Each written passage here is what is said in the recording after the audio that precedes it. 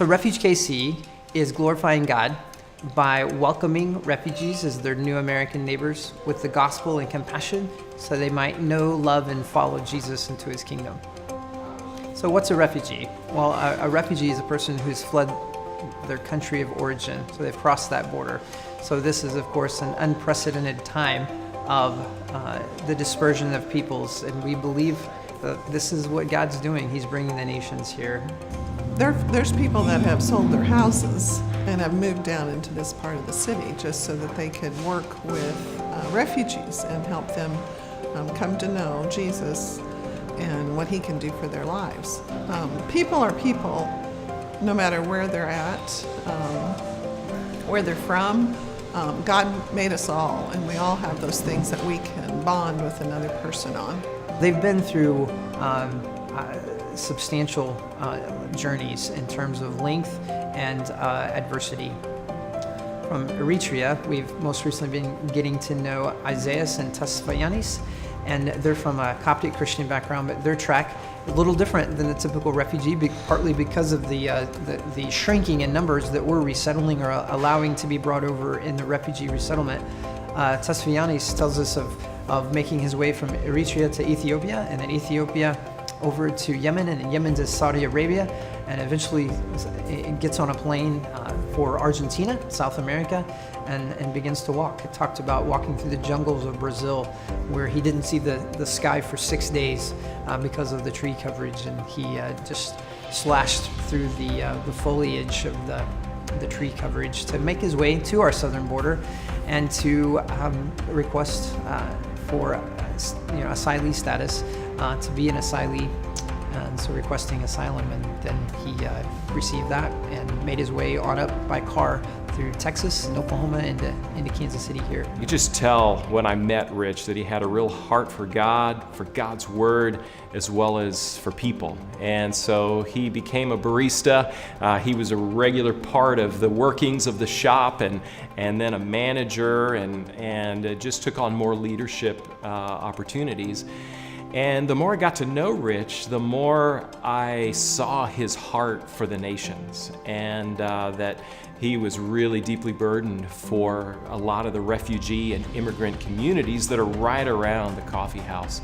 So over the course of a number of months, we just began talking about what could be. And we knew that here at Elias, we were just going to really be able to reach a certain part of the community, and that it was probably best if he began to launch out to be more intentional to reach the refugee and immigrant community. So as we talked, it just seemed like God was really beginning to shape and to form what is now Refuge KC. And it's just so neat for us here at Elias to see Refuge really going after that segment of the community. It was in December of 2015 that we actually got the official name of Refuge KC. So we went through the paperwork of filing to be a 501c3. So we're organized under a board of directors, which provides accountability and oversight, and we're funded by people who believe in what we're doing, and churches. And so we are a support-based ministry. Refugees, are resettled right here because of access to cheaper housing and transportation, the bus route, the services that they need, like laundry and English classes. So that street's still predominantly people, at least from Burma, including the Karen, Burmese Muslim, and Chin families. That one's hard. Say it one more time. तपाईलाई Tapailai. के छ आज? के छ आज? Yeah. तपाईलाई के छ आज? Tapailai के छ आज? I think I just killed that. So one of the ways that we welcome refugees into our neighborhood and into the United States, into our city, is through giving welcome gifts.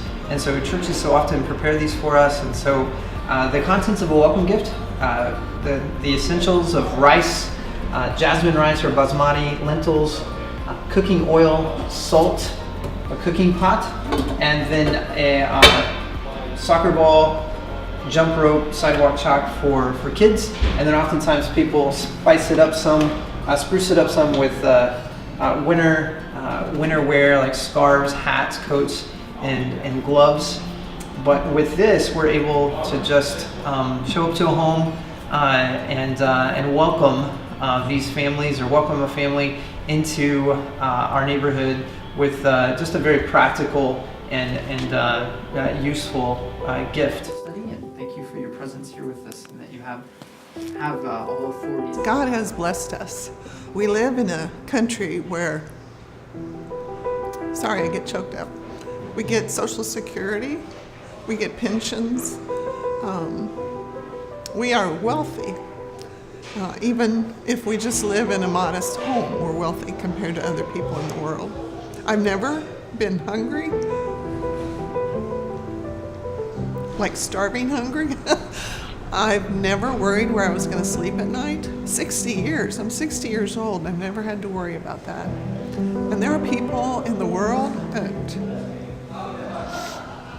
often go to bed or sleep on rocks and dirt, and they're just trying to save their lives. God loved us, and so how could we not turn around and love other people? Why would we want to spend our lives just doing things for ourselves? Haven't we spent enough time doing that? I don't want to end up being the old lady that is so busy with people that are like her, that God, when I get to heaven, says, how come you didn't pay attention to the least of these? Some of these folks are coming from, obviously, some of the most closed countries in the world where missionaries are at least not allowed in on missionary visas. We know we can't keep the gospel out because the gospel is unchained. But still, it is amazing to see that God is bringing people from countries that are saying no to the gospel. No, we will not allow missionaries in here. And so God is bringing them here to America, where we are free to share with them. It's like winning the lottery to get to come to the United States. So again, for those of us who see God behind this, not just behind the scenes, but really overall and controlling all, as what we say is sovereign, the more you hear, the more you realize that God orchestrates this, and this is definitely not by chance or not anything that happened outside of his control. If God is prompting you to really have ministry to the thousands of people, the nations that are coming to Kansas City, if God is moving you to get involved, Refuge KC is the place to do that. So whether you're an individual, a small group at a church, or just a whole church body, get some more information, reach out to Rich or to one of his team members, and see if you can connect. We would love to see you here in Northeast Kansas City, Missouri, reaching out with compassion and the gospel through Refuge KC. Other ministries we have are things like providing transportation. So we're really looking for people that, just safe, reliable drivers that would pass a background check and be able to be on a WhatsApp group where we can send out a request that, like from this morning, that Ritu needs to get to his doctor's appointment at Truman Hospital, and this is where he lives, and then this is probably what time that he needs to be picked up, and to invite people to help with that type of a need. If it's not medical transportation, sometimes it is making it to like an immigration appointment to either get their fingerprints in order to continue the process towards citizenship or towards getting their green card, or to go to the health department to get shots.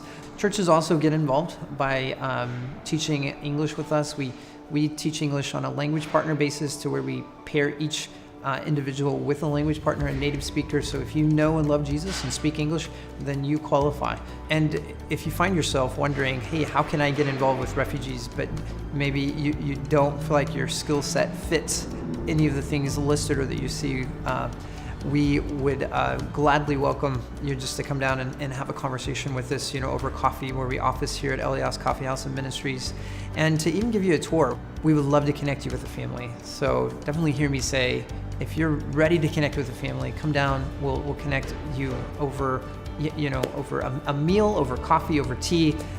We can do a home visit if you're ready for that. But but there are families down here that really are just wide open to your friendship and you loving on them and walking alongside of them, just to kind of even, again, just to unpack the culture for them so that they can begin to understand better of how to thrive and do life here in these United States, and specifically in Kansas City, Missouri.